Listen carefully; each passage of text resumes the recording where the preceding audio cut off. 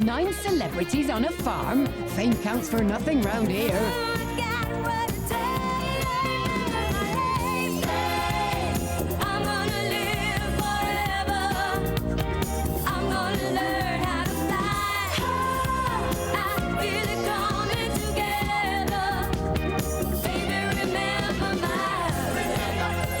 Remember The Farm. Starts 10 o'clock Sunday on 5. It's 10:30, I'm Elaine Park. The elderly mother of Kenneth Bigley, the British hostage being held in Iraq, has made an emotional appeal for his release. 86-year-old Lil Bigley braved the cameras in a desperate bid to help save his life. Please show mercy to Ken.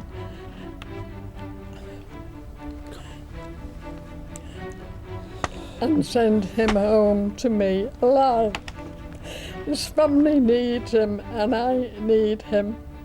There are growing fears for the safety of 2 Italian hostages being held in Iraq after internet statements claimed the women had been killed.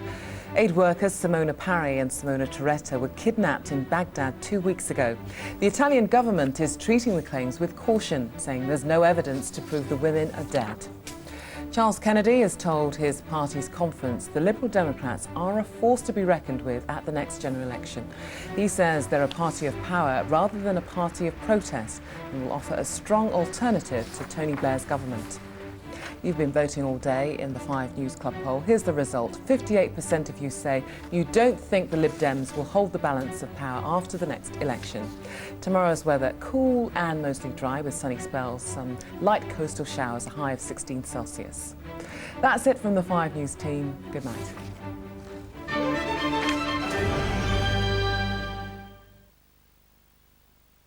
On Saturday night, all women will rise together to support breast cancer care and celebrate some of the best music known to women, performed live at the Royal Albert Hall.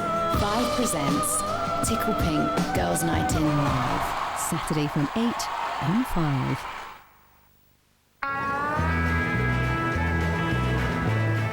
Jet Li comes to Paris to help apprehend a Chinese drug lord, ably assisted by Bridget Fonda.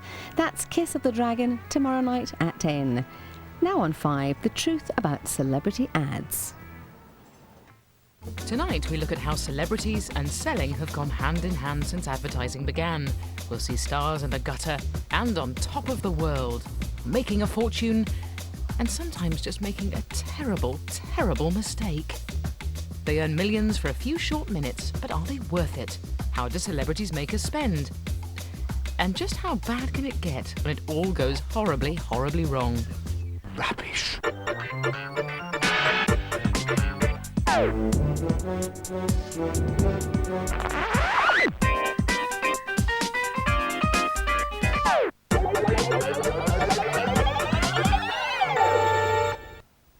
It's only 3 minutes long, costs more than 10 million quid, and is an epic to rival Gladiator. Pepsi's latest blockbusting commercial features 3 of the biggest celebrities in town, Beyoncé, Pink and Britney. But would this ad sell as much fizzy pop without them? If I don't have to establish the kind of character or who they are or what sort of things that they do, in the little 30-second slice of television that I have to try and persuade you to buy something, a celebrity saves me time. Celebrities are used to court publicity. So not only does your ad get on air, but it gets on the newspapers and it gets in the news in the news programs. In the current celebrity-obsessed climate, it seems every ad features a famous face sprinkling sales pitch stardust. In reality, only 1 in 5 ads are fronted by the famous. But they're the ones you remember. The ad agencies are praying. So if they are such a good idea, why do advertisers do anything else? First off, big celebrities cost big bucks. Almost every deal between a celebrity and a brand is shrouded in secrecy. And the deals depend on, how many countries is the advertising going to be in? How many different uses and types of use of the celebrity will there be? I mean, sometimes they become kind of intimately related to the advertiser, and other times it's just, I will work for you for 2 days for a couple of £100,000 and then I'm off. The moral of this is this: don't go to market unless you know who you're dealing with. It's been said that Samuel Jackson, for his role in the Barclays ads, which were only in this country, not worldwide, not even Europe-wide, in this country alone, was paid several £100,000 a day. You were an $8 million a film man, Mr. Jackson, but I'm afraid that's gone down to 6 now because you're slightly devalued by doing that peculiar thing where you're trying so hard to capitalise on your coolness. Pepsi is thought to have shelled out $2 million each to Beyoncé, Pink and Britney for their ad, and have entered into a long-term worldwide deal with Enrique Iglesias, worth as much as $80 million. Whilst he can live a far bigger Loca Vita, will he pull in a load of money? Extreme? Maybe. But Pepsi saw its sales rise 34% in 1 year. Sugary Pop and Sugary Pop seem to work very well together. And this is the maths behind the £50 million retainer supposedly paid by Coca-Cola to Christina Aguilera. Nicole Kidman's reputed £2 million fee for 4 days' work on a Chanel ad. Groovy, baby. And Gary Lineker's reported £1.5 million Golden Wonder handcuffs deal with Walker's Crisps. Of course, compared to a doctor, it's pretty outrageous. But when our ads work and people like the product and buy into it, there's a little sort of rule of thumb. If you do a really good ad, you empty the shelves. If you do a brilliant one, you build factories. You like that Hogston pills, don't you? My spine turns to custard. I get goose pimply all over. Right. I bet you like the blokes who drink it and all. Oh, I wouldn't mind to wear glasses. This could be your lucky day! It'd be lovely to think that I did commercials entirely for the art. I have done quite a lot of commercials for the art and been quite... There's another element involved. And I'm sure people are adult enough to guess what that element is.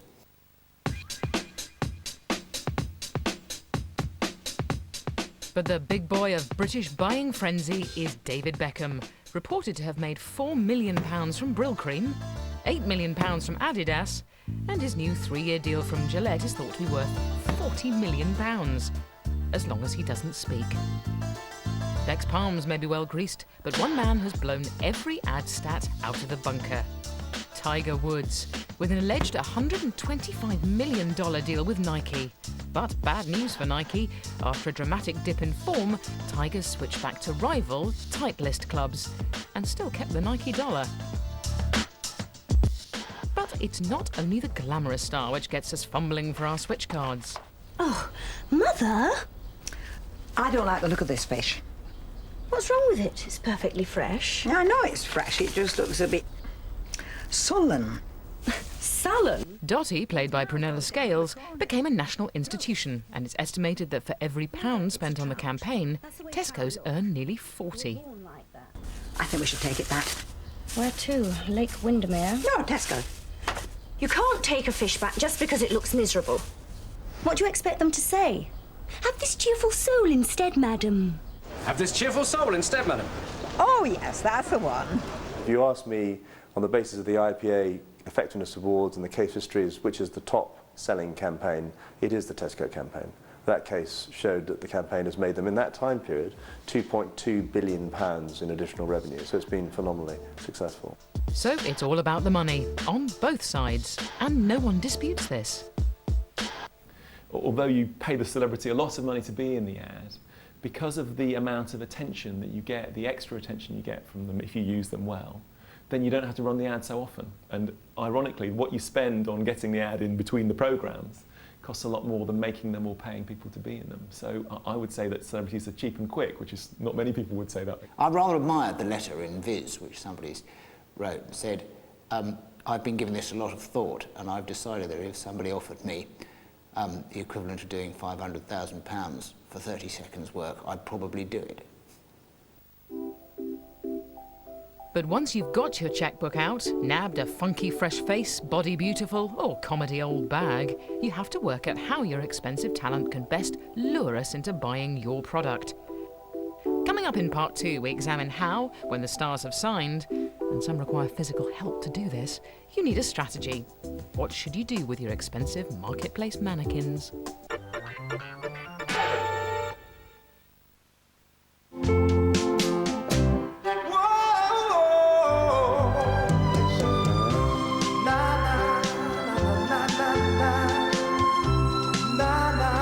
home is where the HP is. And also come home to the great taste of HP chili, HP barbecue and HP curry sauces. She was dirty. He was nervous. It was rude. Together, they made a beautiful mess. Previewing at potnoodle.com. At PC World now, a laptop price breakthrough. Just $799 for this Toshiba Satellite A50 laptop with Intel Centrino mobile technology. Wafer thin, super lightweight, and ready to connect to the internet without wires anytime worldwide.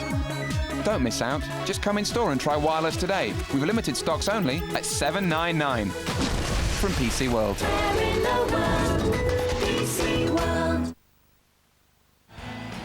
Where'd you get that shirt? It's huge. It was my old boyfriend's. It must have been huge. He was. Why don't you change into one of mine? Nah, yours are kind of small. So? Well, small ones are okay. Huge ones just feel better. You have the tiniest little hands.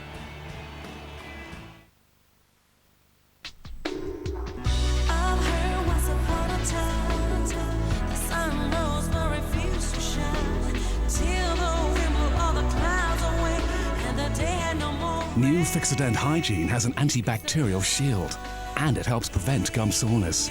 Life with more bite. Damn, Nicorette. This new freshman gum is killing us. Look. I've got a craving right now. Try this new freshman gum. It tastes really nice. Look at that coward. So minty. It's so tasty. Now you're so fired. Get out. You're fired. Hang on a second. Oh! Now you can go. New Freshmint, the best tasting gum ever from Nicorette.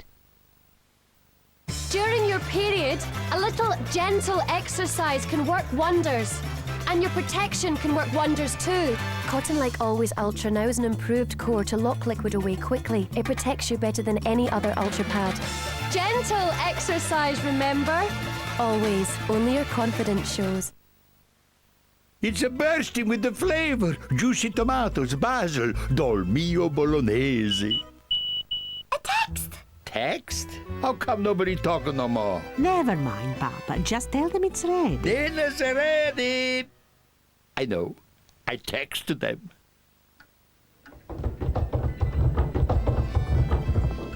Text. I know how to press their buttons. When is your Dolmio Day? Hey, good calcium-rich bones. Those femurs beneath the well-developed cranium. Real kids aren't like Max. They're not always into stuff that's good for them. Sunny D Calcium can help. Unlike most fizzy drinks, it has as much calcium as milk and also contains a day's supply of vitamin C. Sunny D, because no child's like Max Wild. I'm going to Harvard. Road trip? No, I'm going to Harvard Law School. Why? This is the type of girl that Warner wants to marry. A law student. You got into Harvard Law? What, like it's hard? Legally Blonde, followed by The Farm, Sunday at 8:05 on 5.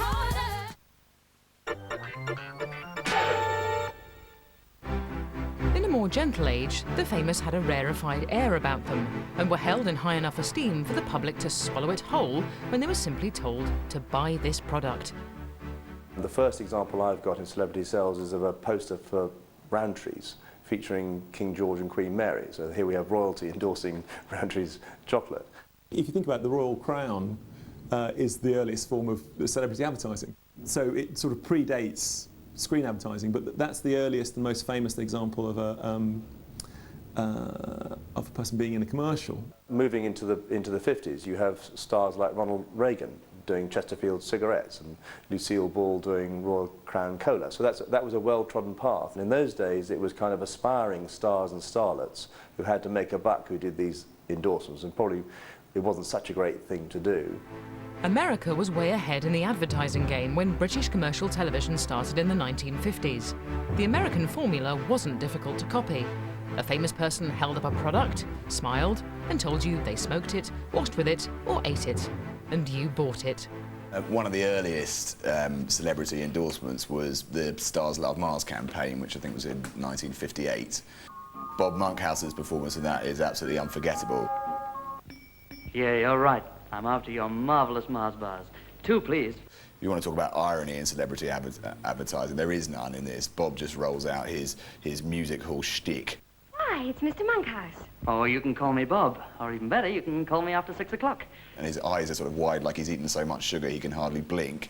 Straight through it, it's like, it's musical right from start to finish. Don't forget, a Mars in the mouth is worth 2 in the shop.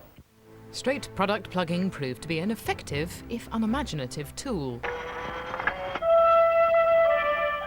Now there's a radically new photographic system. And really, what was the point of hiring one of the finest actors of his generation if all you wanted him to do was hold the prop and talk to camera? The new SX70, invented by Polaroid. Just very straightforwardly getting the most respected and admired actor in the world, probably at that point in the mid-70s, Sir Laurence Olivier, to do an ad. Almost like a horrific idea in a way.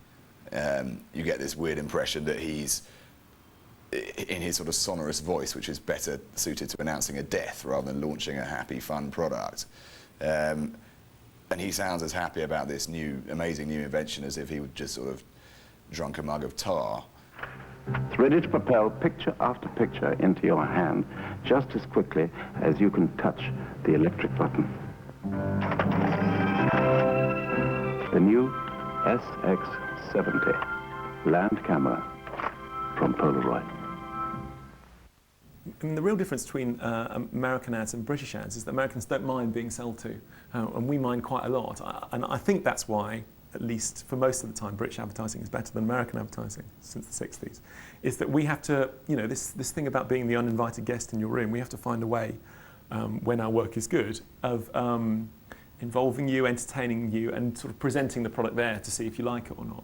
The British, generally speaking, have been more sceptical about advertising. They always seem to have it fairly near the forefront of their mind that this person's trying to sell me something. So by the 60s, the straight celebrity sell started to fade, and the Americans hit on a quite brilliant strategy. If you've hired actors, make them act. If you've hired comics, make them be funny. There's a fantastic Dustin Hoffman as a really, really young actor, just, I guess, starting to be famous, advertising the VW Fastback. With more room for elbows and legs. It's pretty jazzy, too. Has an electric clock and even wall-to-wall carpeting. There's an obvious progression just from star, wang him in, he'll sell product, to the point where he's also being asked to act a little bit. And yet there's still recognisably a lot of Dustin Hoffman himself, as we know him anyway, in that. So what you're seeing is part performance, part natural persona, and it comes across as very effective. It plugs into his character in The Graduate, yet at the same time you think it's Dustin, not Benjamin. It's got a trunk up front where most cars have their motors, and in the back where most cars have their trunks, we have a trunk. The ad would work whoever was in it. It was a really great concept for a story of this car, but because Dustin Hoffman was, you know, an unbelievably good actor, he made it even better. And that, I think, is the real, you know, model for how a great celebrity ad should be done. Ironically, for a country much teased for not even being able to spell irony, ironic advertising was born in America. British ad agencies thought for a bit, and then stole the concept wholesale, and a new era of subtly humorous advertising was born. There was an agency in the 1970s called Collett Dickinson Pierce, and they still exist, in fact, but they could reasonably be said to be the agency that pioneered the effective use of celebrities in this country. One of the ones that are remembered fondly, at least by advertising people, was the campaign that they did for Parker Pens, where they used Penelope Keith. Well, girls, your last day at the Zermatt School for Young Ladies, and your final and most important lesson, how to spend Daddy's lovely money. Now then, all together, girls. Yes, Celia? Madame, does one spell pence with an S or a C? I don't think you need worry about that, my dear. Actually, the role she played in them when she was a sort of slightly domineering, overbearing snob was very much the role she ended up playing in The Good Life a year or so later. So it's an example, perhaps, not only of using celebrities very well and effectively, but also of a celebrity's career probably being advanced and enhanced by appearing in a commercial, which doesn't always happen, of course. CDP's most famous and funny campaign was for Cinzano and starred Leonard Rossiter and Joan Collins. Uniquely dry, sophisticated taste. There you are, my dear, your Cinzano Secco. The best example of the performances transcending the cell, almost at a point where you forgot what the product was and you just enjoyed the performances, was the Cinzano ads, which were also done by CDP, again in the 70s, and remembered very fondly by everyone who saw them. Cinzano. Oh, this is Cinzano Bianca. Is it? Heavens, so it is. You must have taken the wrong one. There you are. I'm sorry. Oh, don't apologise, my dear. Mistake anyone could have made. Leonard Rossiter and Joan Collins, perfectly cast. Rossiter, comic genius. Collins coming back from Dynasty to play the sort of femme du monde, which is exactly how she was seen at that time, as she'd been filming in America. And Rossiter, the sort of ostentatious oaf, which again was how he was seen. But such was the quality of the writing and the performances in them that they became more pleasurable than the programmes that surrounded them. Your Cinzano Bianco, signora. Thank you. Ah, yes, gracias. Ah, due? No, mine was a Cinzano as well. Ah, that's better. The timing of them is absolutely perfect. The scripts, you know, short but sweet, absolutely razor-sharp lines. There was no kind of like fluff in them. They were masterpieces, I think, of little comedy vignettes. Oh, can't you just smell those Italian wines, suffused with herbs and spices from four continents? Quite being boring. Oh, sorry. Sorry. Getting your head down, sweetie. Jolly good idea. Ironically, the performances were so good that they also ended up increasing sales of Martini, which was exactly the product they were supposed to spoof in the first place. So that shows that whilst you can make great adverts, you can't always target them. As the tiers of mirth from the 70s ads kept rolling, the comedy reached new heights as the 80s ushered in fresh comedic talent, the new wave of alternative comedians. And there were new stereotypes for them to parody too. Smart! Right. You've got to have short hair.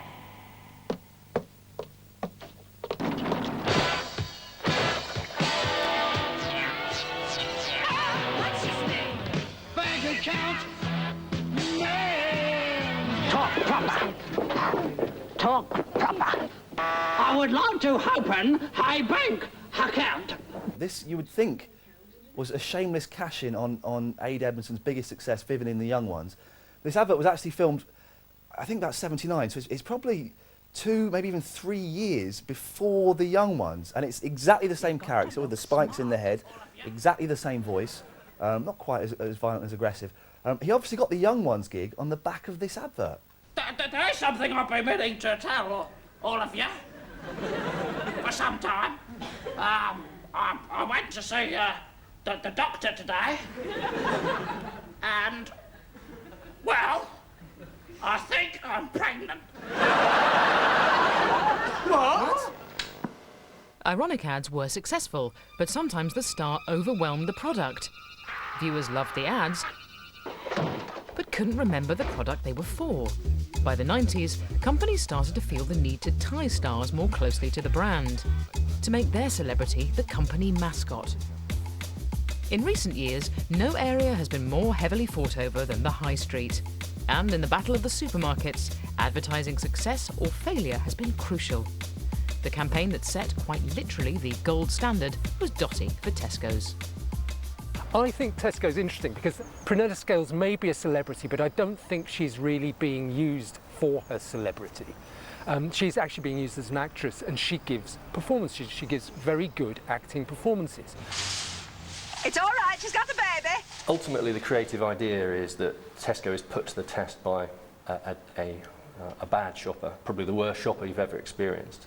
The opportunity for consumers like me to understand how relatives like Jane Horrocks and John Gordon Sinclair feel about the embarrassment of that is the way in which people respond to the advertising. Ah, she's sweet. What's the name? Name? Thank you. We call her Thingy. So they don't necessarily respond to Dottie and empathise with Dottie or want to be Dottie. They understand how Jane or John Gordon Sinclair feel in that situation. He looks like my first husband. I'll enjoy cooking him. And the beauty of her, the character, the Dottie character, is that she embodies everything that you hate about supermarkets, and she kind of splits it off and allows Tesco to occupy the centre stage. So compared to this irritating old biddy who you'd like to see put down, Tesco comes out smelling of roses. Isn't it? I don't want them at these prices. You don't? I want them at next year's prices. Dottie and an aggressive takeover strategy saw Tesco storm ahead in the supermarket wars, and in 1995, for the first time ever, Tesco's overtook the #1 slot from Sainsbury's. Here's how to make perfect smoked salmon and scrambled eggs. Sainsbury's were at the tail end of their celebrity recipe campaign, and although the campaign was successful, it underlined the cooler middle-class image that Sainsbury's were keen to shake. And if you want a special treat, try a glass of Sainsbury's champagne too. It really puts the top hat on it. Sainsbury's was seen as pompous, aloof, out of touch, plummy, over-aristocratic, and it was losing business hand over fist as a result. Enter John Cleese, funny suit and all, here to shout at the staff for laughs and tell us that Sainsbury's was just as good value as Tesco and its other rivals. Because everyone here is much too faithfully nice to shout about it! I think Sainsbury's customers are probably talking in a rather gentler tone of voice than that. So John Cleese doing his inimitable, funny walks, Monty Python, Fawlty Towers rant, didn't really play so well. Go, get up, go! If you can buy this cheaper in any other supermarket, then Sainsbury's will refund twice the difference. Perhaps in a Monty Python sketch would have been funny, but what everybody seemed to have failed to understand was that an ad is always known to be selling you something, and so what works in a comedy sketch won't always work in a 30-second ad. So it's not John Cleese's fault. He did what he was asked to do. It was the fault of the idea, and the marriage between those two brands didn't fit. The Cleese campaign was widely judged to have failed. The staff didn't like being shouted at, it didn't get many laughs, and the ad agency got fired. And then rehired. The heavens of advertising had just opened and rained down the estuarine wave of energy, the new urban cool. Enter Jamie Oliver, the nation's most lovable loft-living lad, who just happened to be a celebrity chef. Hello, mate. The Sainsbury campaign featuring Jamie Oliver generated £1.12 billion in extra revenue for Sainsbury's. So it's phenomenally successful, and no one's really arguing with those numbers. The Jamie Oliver campaign for Sainsbury's delivers £26 of revenue for every £1 they spend on advertising. So that's a pretty impressive rate of return. And apparently Jamie isn't doing too badly out of it either. The great advantage you get from Jamie is he's energetic, he's modern, he has a sort of slightly casual way of cooking, exciting way of cooking. And all of those things are pretty close to what we want people to think about the things that we sell at Sainsbury's. But you can have too much of a good thing, and with Oliver at the end of his naked chef run, and also promoting his own videos, he seemed overexposed.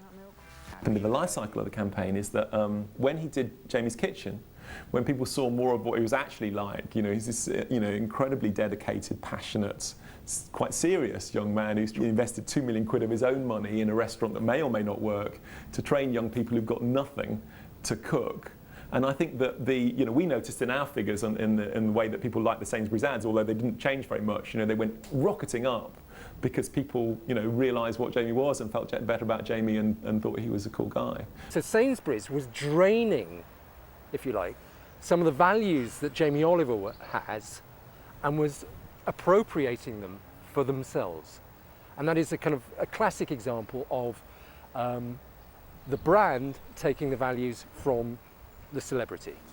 The battle of the supermarkets is still raging over the airwaves and in the high street. Jamie is now turning expert and helping Sainsbury's buyers pick their produce. Dottie, however, is rumoured to be finally parking her trolley, so watch this space. So the holy grail of celebrity advertising is when the magic occurs, when your brand and your star become synonymous, and you have a mascot. Celebrity fads come and go, but today's mascot of choice is the sports star.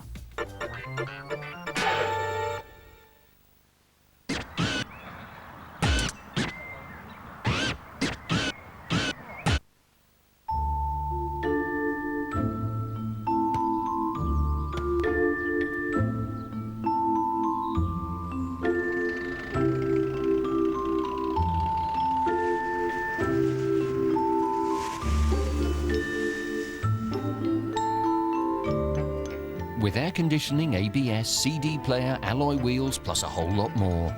The generously equipped Focus Edge from $10,995. Pass it on.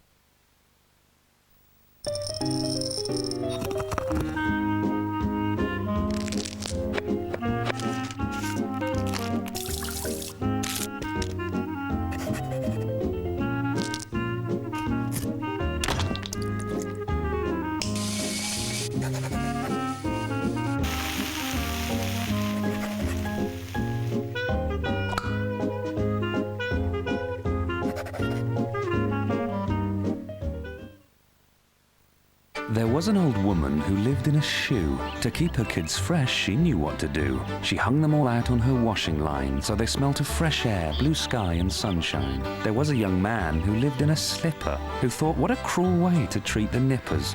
A drop of Lenore is a much saner way to make them smell of fresh air all through the day. So now they don't hang on the line anymore. They play on the ground, all thanks to Lenore.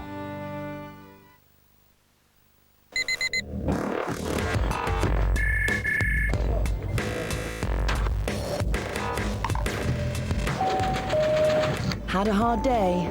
Let Olay make it soft, because new Olay body wash has turned up moisture to the max. No other body wash can moisturize you more for dreamy, soft, smooth skin. New body wash from Olay. Love the skin you're in. Pomegranate, persimmon, and lychee surprise. Kiwi, kumquat, and fig delight.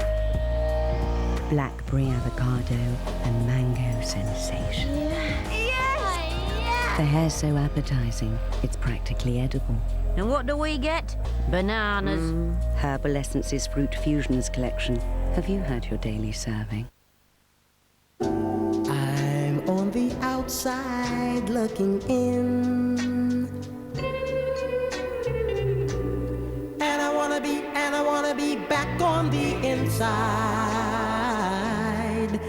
with you. You are with somebody new. Don't you be left outside. See the new Simply Stylish collection by Linda Barker at low introductory prices at DFS. When it comes to taking out the bad guys, he's the best. Tom Cruise, Collateral.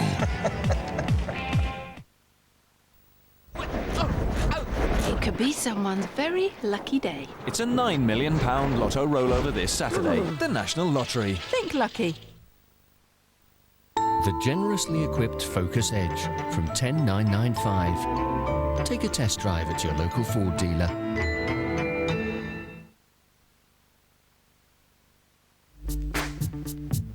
Ice, ice, baby. Ice, ice, baby. All right, stop.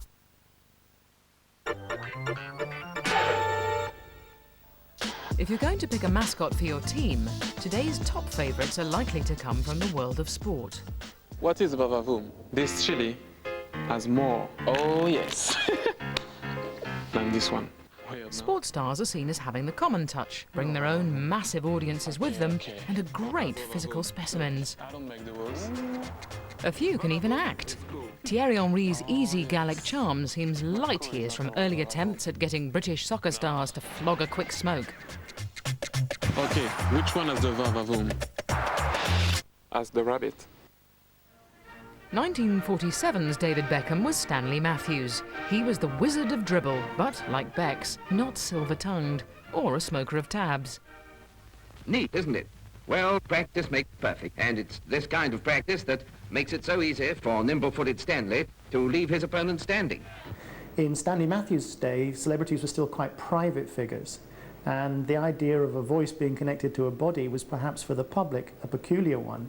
Well, the Stanley Matthews ad for the cigarettes, it seems now like something out of a Harry Enfield sketch. It seems so preposterous and silly. It does seem like it is trying to be funny. Of course it wasn't. I'm sure at the time it was meant to be taken immensely seriously, and you're supposed to think, well, if Stanley Matthews is willing to advertise this packet of cigarettes, then it must be all right. Stan Matthews. Like most great players, Stan's shy, so we'll let his feet speak for him. For the moment, anyway. Certainly sports celebrities, they were aware of their physical achievements, but the idea that they also had something to say was perhaps a bit curious in those days. The secret of dribbling is to get your body well over the ball, using sometimes the inside and sometimes the outside of the foot. Fantastic. And the perfect product as well. The one thing Stanley Matthews wouldn't have indulged in. I certainly wouldn't be able to dribble in this if I didn't smoke 45 cigarettes a day. But it's always a real pleasure to meet great players like you. Stanley Matthews was shown doing what he was good at, ball control. But the rise and rise and rise of the celebrity sportsman didn't necessarily equate with high-quality ads. There are a lot of ads with footballers in, and that's just because football is the most popular, most universal sport. So you can see why lots of advertisers want to use footballers to give their brand extra character and personality. I think how you use them is really important. We've all seen ads with footballers who you just think they may be brilliant at playing football, but they've never got a career as an actor. I mean, they can be terribly wooden and lose any sense of naturalness. This town is my town. Some advertisers have gone one further and have decided to play on the stereotypical image of sportsmen as monosyllabic hunks. I learned to kick a ball against this wall. Even in the world of dull and rather stupid footballers, Alan Shearer stands out as being even duller than most of them. Famously, he wrote in his autobiography that he liked painting his garden fence. I think that was about the limit as to what he did in his life. Everyone had conceded that, OK, Alan Shearer is not exactly a brilliant wordsmith and he's not going to make you fall about laughing, but he is a nice bloke who's very good at football. And so they showed exactly that, somehow convincing Shearer and his people to admit that he's a boring man. I stood on these terraces when I was a kid, dreaming of one day playing for Newcastle. But success hasn't changed me. A muck chicken sandwich, please. I'm just an ordinary bloke at heart. He's a bit boring, isn't he? Aye, you're not wrong there, like. The audience for footballers are overdosed with those awful post-match interviews where everyone woodenly says predictable things, so therefore there's a huge allowance being made before they even get there. The things that you would condemn another celebrity for doing. It's almost a relief that Alan Shearer's talking about hamburgers and not about I nodded it in, Brian, and all that sort of stuff. Today's agencies are looking for a story and a backstory, and they want performances. Chris Waddle and Stuart Pearce both missed penalties in the 1990 World Cup semi-final against West Germany. Gareth Southgate missed his penalty in Euro '96, again in a semi-final, again against Germany. And then Pizza Hut got them all together to give acting a go. These sort of so-called very fit young men capable of sort of running around a pitch at 90 miles an hour and stuffing their faces with great big stuffed crust, greasy double cheese, whatevers with extra pepperoni. You think that's a bit odd? Miss, Pizza Hut pan pizzas, unless I'm mistaken. Pizza Hut very cleverly, take something that's happened and use it humorously in one of their adverts. Sports stars just cannot act, though. It's just one of the great embarrassments in life. Come on, Gareth, it only took me 6 years to get over it. Have some pan pizza. It's like a triple story. There are 3 jokes in it. There's a footballer with a paper bag over his head, and it's the bloke that missed the penalty in a big match. And then there's the bloke opposite him, and he was the one that missed the penalty in a big match some years before. This time he's at the post. It's funny. Somebody did a very good job on that one. You know, the sort of footballers rush up at the end and go, no, I'll take the penalty in the penalty shootout. You'll get them going, I'll take it, then I can blast it over the bar and get some money for Pizza Hut.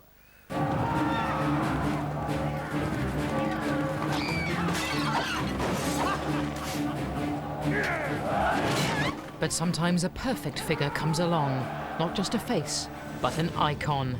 All worlds collide with the inexorable rise and idolisation of David Beckham, the fleet-footed, chisel-chinned face of the football explosion. And nobody cares whether he can act or not. I mean, Beckham is unique in the sense that I think advertisers know that he's so loved and so kind of worshipped by men, women, children, everyone, that I would imagine that everyone would clamour to get Beckham in their advert, whereas there probably aren't many other celebrities at all anywhere near who have that level of admiration, certainly by the British public. And if you've got the #1 guys, you can afford to tear up the script and just let the cameras roll. If you're lucky, like Adidas, you end up with something as stunning and memorable as this. Oh, still picking that one out, look. No, it's not happy. Oh! Sorry. Pick that corner, top left. That's more like it. It's better than me. Tell you what, I'm not looking forward to kicking this rugby ball then. 4 steps back. 5 to the side. Sort my foot out. Just a bit of toe. Yeah. Just a quick. Oh. And don't forget the hands. Oh, good hit. I think that's brilliant footage. I mean, I couldn't care less what it's advertising. Neither of them are actors. That is just someone's just set up a camera there and said, well, we're just going to film. Yeah, oh, I could watch that for an hour. I hit from there to up here. So actually, I turned the ball. It was a wonderful, wonderful piece of work because it showed to me true intimacy between those two people with each other and then with the brand, and that creates something special. And to see the skill of those two, if I can say, playing with each other's balls, was fantastic, and I really admire that. It ticks all the boxes. First of all, the product was absolutely integral to their celebrity. I mean, it wasn't a couple of rent-a-tarts come on, paid £500,000 for no apparent reason and then shuffle off. Those two are the finest kickers of a ball in the world, and Adidas boots help them do it. Easy. One footballer who's managed the crossover from player to performer is mild-mannered ex-England captain Gary Lineker. Lineker's image was given a knowing twist when he emerged as a Fagin-like fried snack felon, and the nation fell in love with his increasingly sneaky attempts to lure fatty foods from small children. Here we have two brands which are joining together, and the baby, if you like, is a new idea, which is that the crisps are so nice that they can make a nice guy nasty. Gary Lineker did the impossible. He made crisps interesting.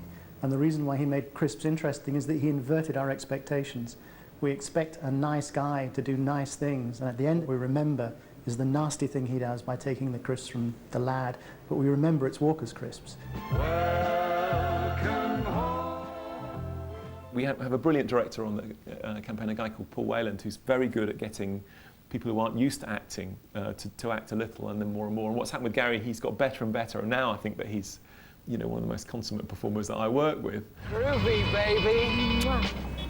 It's not surprising that it was some way into the campaign we got him doing a song and dance routine.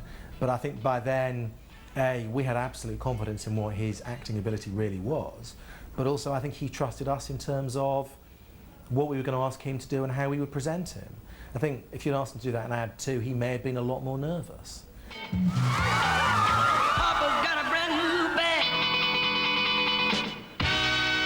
It's my last one. Oh, go on then. And we've, you know, I take him to the factory and sliced his ear off, and we've blown his head up in the and dressed him as a woman. I started to, I hope, treat him more irreverently to get this thing that we were talking about before, where the celebrity's used in a way that you're not expecting. He makes a brilliant woman, actually, for a highly bemuscled sportsman. He really, really wears the dress well. Crisp. The latest twist in the celebrity tale is being paid to laugh at your own image.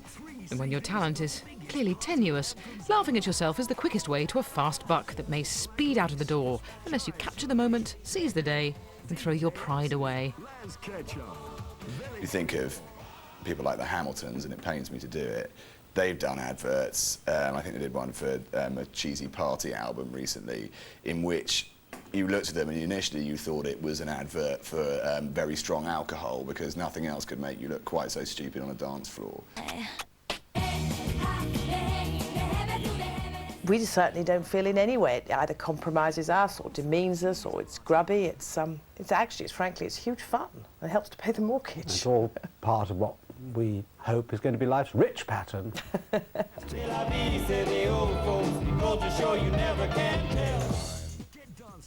Obviously, the whole thrust of that advert was at our expense in a way. But that doesn't worry us at all. We're good sports and we can joke along with the rest, and it was fun. We enjoyed that one, didn't we? You did. Well, actually, they're trading on their lack of self-respect. There they are dancing like buffoons, but they're getting paid for it, and they make no bones about that. It's shameless, but they've probably got more money than I have.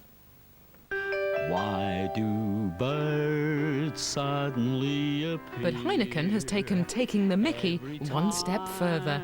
You are near, just like me. Heineken came to us and they said, what we really want to do this summer is just get noticed. We want people not only to be seeing the ads on telly, we want them to be reading about them in the papers, we want people to be talking about the advertising down the pub. So that was our challenge. And the way we set about doing that was, rather than doing the normal advertising approach, which is to try and persuade people to buy your product, we thought it would be interesting to see whether it was possible to blackmail people. They long to be close to you. So the funniest thing we could think of was to get together a gang of C-list celebrities and get them to croon a love song at the viewer until the viewers went out and bought a pint of Heineken. They long to be close to you. On the day that you were born, the angels got together and decided to create a dream come true. I've got here the original long list that was drawn up for the campaign, and it's as well as the people that appear in the commercial. There is Simon Bates, Richard and Judy, Tara Palmer-Tompkinson, Jeremy Clarkson, David Mellor, Russell Grant. We were approached by the Heineken people for that ad, and it was explained what the tone of the ad was going to be. We didn't have any problems with that, but they'd approached quite a lot of people, and it was a Heineken decision, for whatever reason, not to have us. Anthea Turner, Richard Whiteley and Anne Robinson. But no, we didn't turn that down. They turned us down for whatever reason. I don't know whether my ego, if I was offered that as a sort of, you're kind of a celebrity, well, you know, like a D-list celebrity that nobody really likes, but you're one of those fingers down the blackboard celebrities, but, you know, you'd still be quite useful. Would you like such and such amount of money? I don't know whether my ego would let me do that. Probably. Probably. It had to look semi-serious. I mean, clearly everybody watching it knew that it wasn't, but I think it had to give the impression of being serious. No, I think if that was Paul's decision, then he's magic, isn't he? Just like me, they long to be close to you. The Heineken advert is regarded in advertising circles as a seminal ad. I mean, just for its brilliance, but it does illustrate yet again how advertising with celebrities doesn't just benefit the brand, but benefits the celebrities too. I mean, that ad was about how awful, appalling, shocking that group of celebrities were. But they came out of it looking better than they started, because it makes them seem as if they're aware of their awfulness. Follow you, all around. I think the only one who comes out of that advert with any integrity is Stringfellow, because he knows that we think he's a joke. That's how he makes his living. You know, if you know that and that's how you play the game, I think you have to respect that. The blackmail campaign made a big splash in the media, and sales rose to a 5-year high.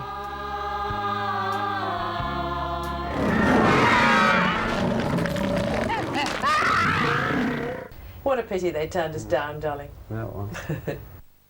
So, as a celebrity, your image can be used and abused in a variety of ways. Straight up, trading on your cool, selling your naff factor, or just plain endorsement. Sounds easy, eh? What happens when it all goes wrong? When the magic formula leaves the creative laboratory, hits the screens, and goes down the tube? End of part 3.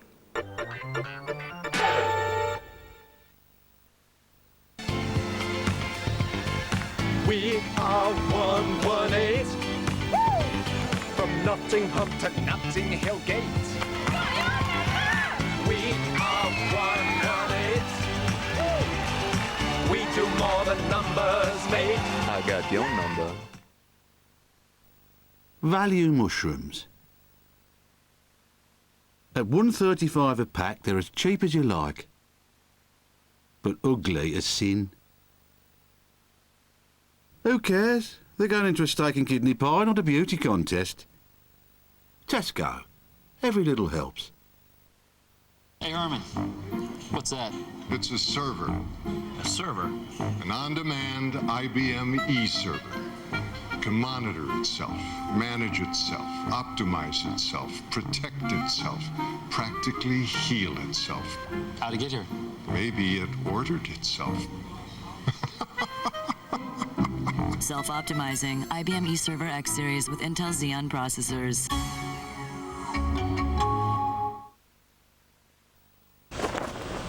Right, Trev. Yep. Nah. Nah.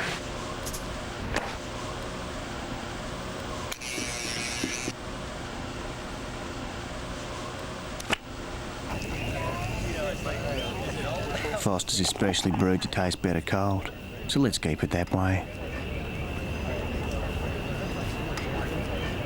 Nice one, Trev. Yeah. For the first time ever, Spooks Series 2 on DVD. The sky is falling. End it. I don't care how, I do care when.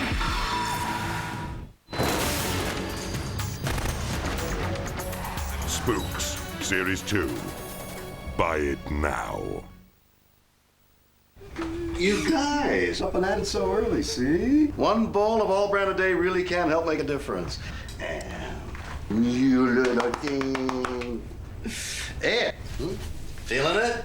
Oh, you Brits are always hiding your emotions. Believe me, feel great on the inside, you'll soon show it on the outside. Oh, man, thank you so much. Tomorrow, bigger spoon. Take the All Brand Challenge and see if you can feel great in a fortnight.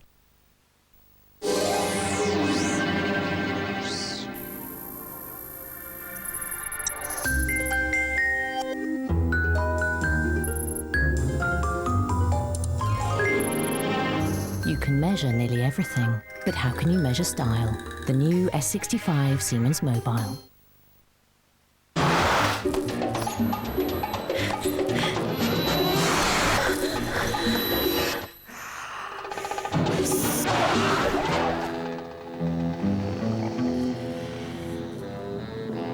Pure Poison. The new seduction by Dior.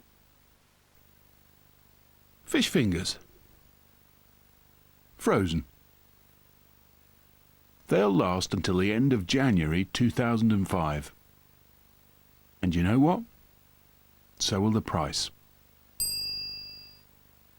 Tesco. Every little helps.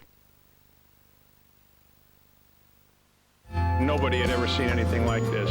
For his age, to have an 8-pack, not even just a 6-pack, is totally incredible. If I could speak to the boy's mother, I would ask her if she really fully did the research to understand what she's doing to this child. The World's Strongest Boy, Monday at 9 on 5.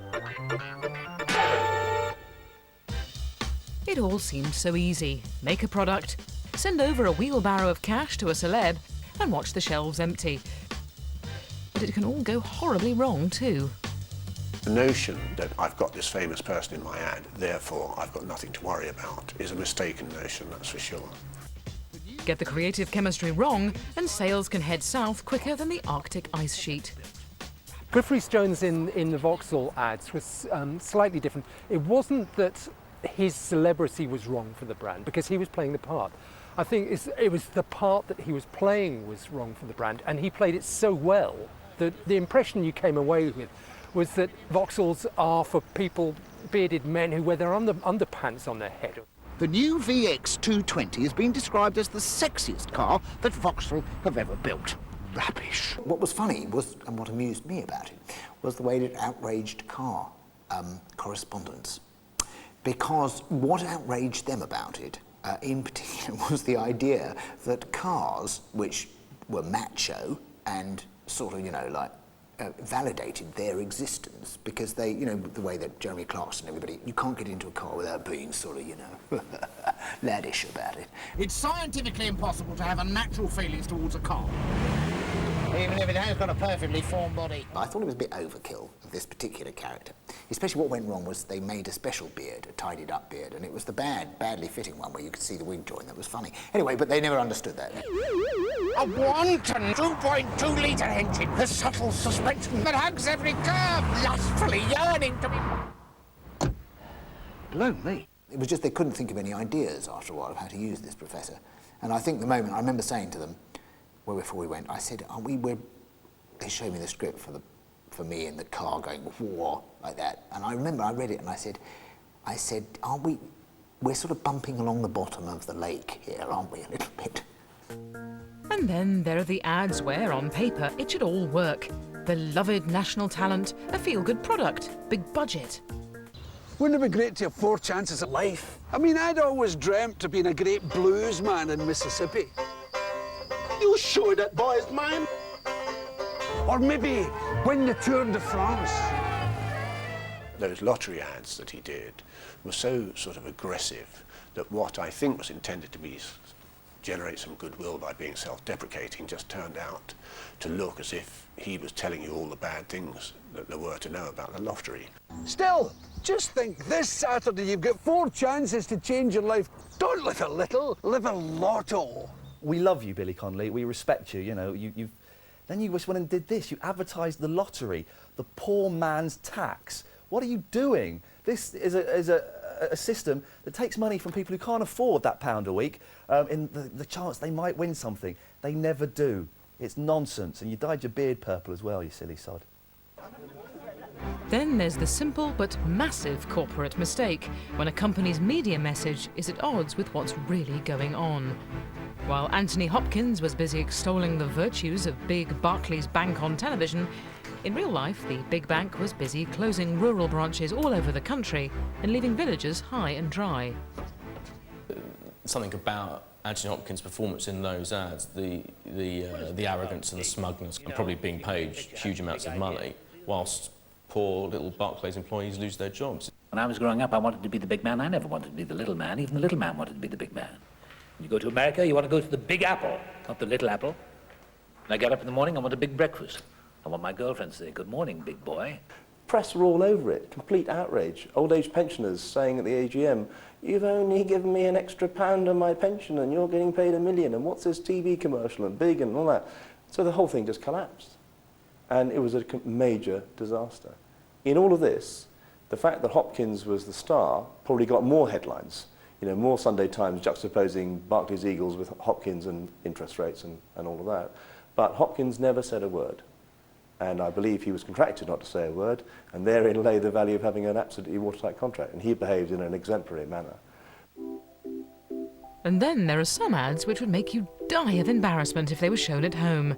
But if you're advertising in a lucrative market on the other side of the world, you can probably afford not to care. 今日の君は素敵だよ、ビクトリア。まあデビットったら。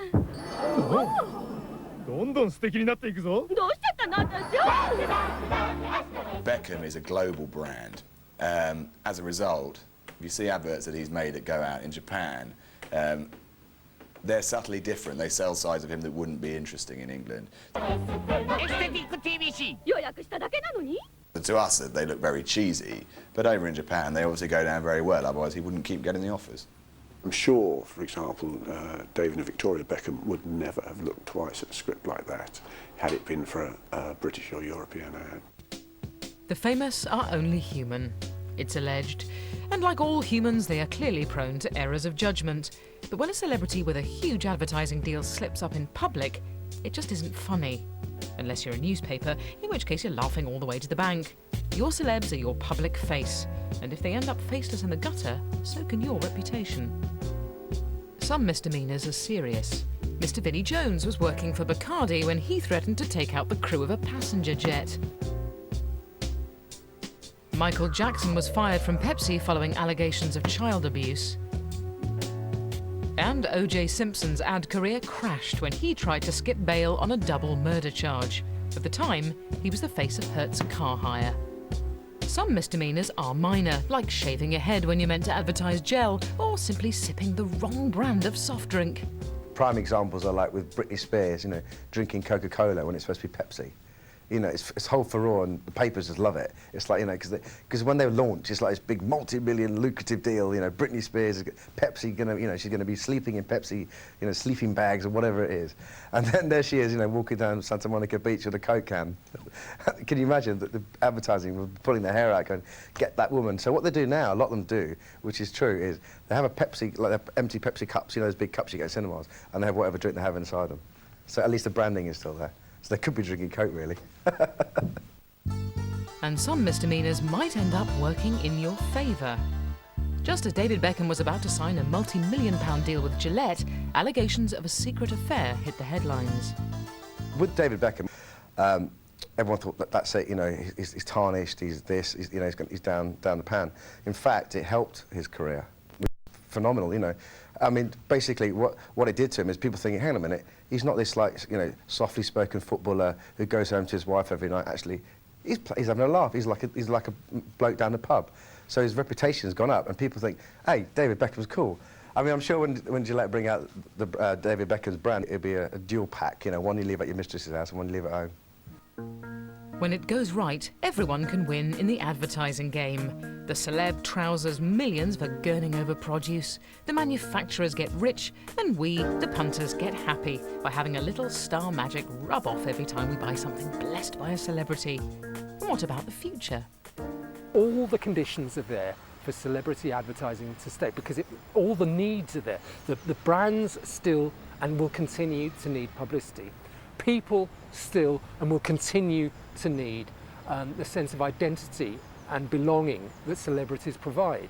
So all the ingredients are there, and it's very hard to see in the foreseeable future, at least, how this isn't just going to get to grow and grow and grow.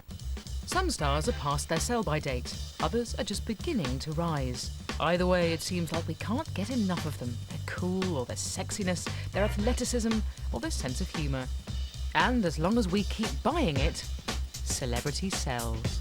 In the end, the way you have to look at it, this sort of job is, you know, keep quiet, chew your tongue, turn up on set and think, you know, in another 18 hours I'll be in the Groucho.